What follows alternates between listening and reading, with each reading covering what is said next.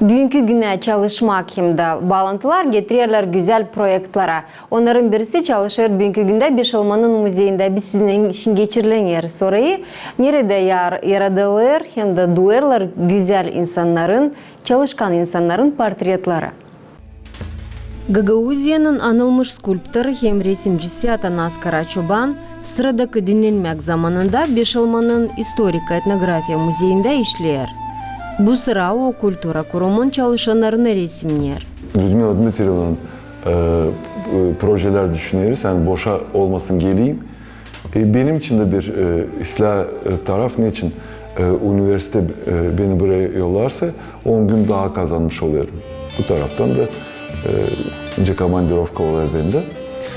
Üniversitede böyle tanınmış oluyor. Ben de bir şeyler yapmış oluyorum. Ama işsiz ben eskiden korkardım değil mi? Papadan böyle bir alışkanlık bana girdi. Yani en pahalı bu dünyada vakit. Beni ürettiler işle. Hangi iz kalacak o kalacak. Ondan prost iz bırakma. Ondan çok işlerseydin çok ıslah iz bırakmaya şansın var. Bunu yapamazsaydın daha ıslah hiçbir şey yapma.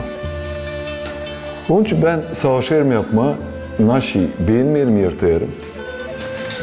Ama bunun için yapıyorum değil. Ben işlerim nerede de olmasa körlenmesin yelim, körlenmesin gözüm, körlenmesin kafam.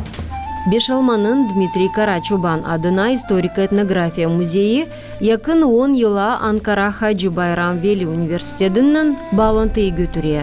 Köprüyü kurumların arasında kuruyor, Atanas Karaçoban Angısı Türkiye Üniversitesi'nde çalışıyor. Skulptura hem resimcilik ince zanatlarında o Gagauziya'nın kültürü çalışanların skulpturalarını yapıyor hem portretlerini yazıyor.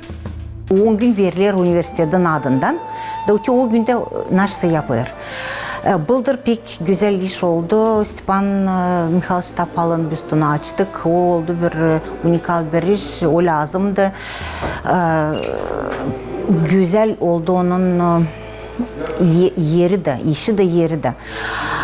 Bu yıl düşünerdik ne varınca yapmadık. Oldu bir ideya. Hani olsun o insanların angıları bugünkü günde müzeyin işini götürür, angıları bugünkü günde kalırlar saklıda, yörtülü.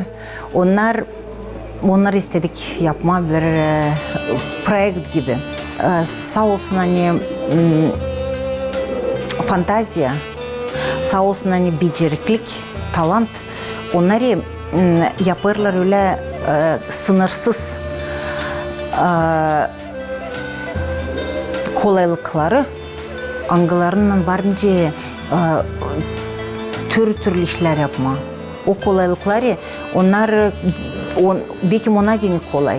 Ama bize dini o büyük bir bağışış, büyük bir pahasız bir iş. Geçen yıllar Atanas Gagauziya'nın anılmış insanların skulpturalarını yaptı. Pahasız yaratmalar müzeyde önemli yerlerde duruyorlar.